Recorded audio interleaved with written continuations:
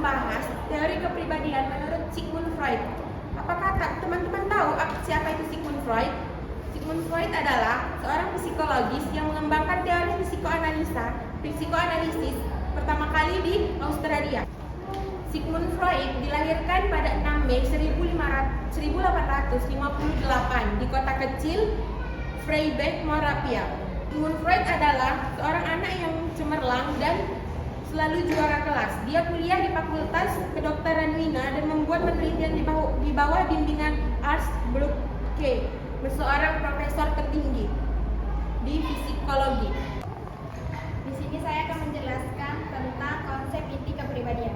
Menurut Sigmund Freud, seorang psikolog dan psikoanalisis di Australia memiliki pandangan yang kompleks tentang hakikat manusia dan pemikirannya didasarkan pada teori psikoanalisis.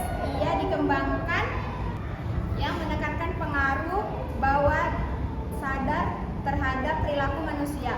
Berikut adalah beberapa yang meningkati berkait konsep inti kepribadian Sigmund Freud. Kan ada 3 aspek. Yang pertama, id, ego, dan superego. Yang pertama, id, bagian paling primitif dari kepribadian manusia yang berfungsi berdasarkan prinsip kesenangan. Id mengerti pada dorongan inisiatif seperti kebutuhan psikologis dan seksual. Yang kedua ada ego. Ego bertindak sebagai berhubungan antara id dan di dunia luar.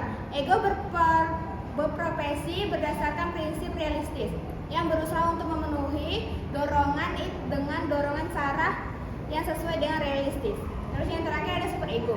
Superego ini memperwakilkan nilai-nilai dan norma sosial yang dipelajari melalui pendidikan dan budaya. Superego berfungsi untuk mengekang dan dorongan id agar sesuai dengan harapan moral. Teman-teman semua, setelah tahu apa itu id, ego, dan superego, nah di sini saya akan menjelaskan selanjutnya, yaitu ketegangan antara dorongan dan agresif. Nah, itu dibagi menjadi 2, yaitu yang pertama adalah eros, berhubungan dengan naluri untuk bertahan hidup. Bisa seperti cinta dan juga seksualitas. Nah, yang kedua yaitu thanos. Thanos ini adalah kebalikan dari eros, yaitu dorongan kematian yang terkait dengan agresi diskursi. Nah, selanjutnya ada yang dimaksud dengan mekanisme pertahanan ego. Apa itu mekanisme pertahanan ego? Nah, itu adalah strategi yang digunakan oleh ego untuk melindungi diri dari kecemasan antara konflik id, ego, dan superego. Di antaranya yaitu yang pertama ada represi. Nah, itu adalah menekankan ingatan atau dorongan yang mengganggu ke alam bawah sadar. Contohnya itu adalah seseorang yang melupakan pengalaman traumatis pada masa kecil. Yang kedua yaitu proyeksi, yaitu menyalahkan orang lain atas perasaan atau dorongan yang tidak disukai pada diri sendiri. Contohnya itu yaitu orang yang tidak jujur menuduh orang lain berbohong. Yang ketiga yaitu rasionalisasi, membuat alasan logis untuk membenarkan perilaku yang tidak dapat diterima. Nah, misalnya ada seseorang yang gagal ujian, lalu alih-alih menyalahkan diri karena tidak belajar dengan benar, dia malah menyalahkan misalnya contohnya soal ujiannya itu lebih berat sehingga dia tidak lulus. Nah, yang keempat yaitu pengalihan atau displacement, mengalihkan emosi dari sumber aslinya ke objek yang lebih aman. Misalnya setelah dimarahi seseorang itu melampiaskan kemarahannya pada anggota keluarganya atau kepada orang-orang yang terdekatnya. Yang kelima yaitu sublimasi, mengubah dorongan yang tidak dapat diterima menjadi kegiatan yang positif atau sosial. Nah, misalnya seseorang dengan dorongan agresif mencari kegiatan lain, misalnya dengan melakukan kegiatan yang bermanfaat. Nah, yang keenam yaitu penolakan atau denial, yaitu menolak untuk mengakui kenyataan yang menyakitkan. Misalnya seseorang yang baru kehilangan orang tercinta harus bertindak seolah-olah orang tersebut masih hidup, atau menolak sebuah kenyataan bahwa orang yang dia sukai itu masih tetap hidup. Nah, yang terakhir yaitu regresi, kembali ke pola perilaku yang lebih kekanak-kanakan saat menghadapi stres. Misalnya orang dewasa yang marah dan merajuk seperti anak kecil saat sedang menghadapi masalah. Nah, menurut saya itu saja mekanisme pertahanan diri menurut Freud. Hakikat manusia. Menurut pandangan Freud, manusia pada dasarnya memiliki sifat demistik dan pesimistik. Manusia yang memiliki sifat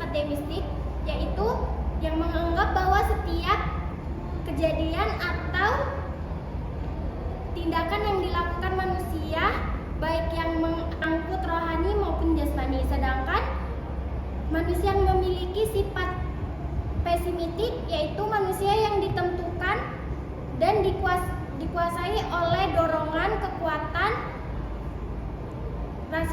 rasional, motivasi tidak sadar, kebutuhan dan dorongan biologis serta naluriah.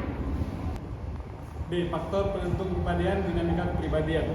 Tingkat kehidupan mental dan wilayah pikiran mengacu pada struktur komposisi kepribadian sehingga Freud mengusulkan sebuah dinamika atau prinsip motivasional untuk menerangkan kekuatan-kekuatan yang mendorong tindakan manusia. 1. Insting. Insting sebagai energi psikis. Insting adalah perwujudan psikologi dari kebutuhan tubuh secara psikologis sebagai kekurangan nutrisi dan secara psikologis dalam bentuk keinginan makan, hasrat atau motivasi, atau seorang merupakan energi yang tersedia untuk menggerakkan proses kepribadian. Baik, di sini saya akan menjelaskan tentang perkembangan kepribadian. Sigmund mengembangkan teori mengenai perkembangan kepribadian yang mana merujuk pada perkembangan seksual, sehingga lebih dikenal dengan perkembangan psikoseksual. Nah, menurut beliau, perkembangan psikoseksual antara lain 1. Tahap oral atau 0 sampai 1 tahun. Nah, oral ini berasal dari kata oris yang artinya mulut. Tahap oral terjadi pada awal kehidupan manusia yang usianya 0 sampai setahun. Pada tahap ini, mulut menjadi sumber kenikmatan erotis atau libido didistribusikan ke daerah mulut. Perbuatan menghisap dan mendengar menjadi salah satu metode utama untuk mencapai kepuasan pada anak. Kedua, tahap anal, yaitu 1 sampai 3 tahun.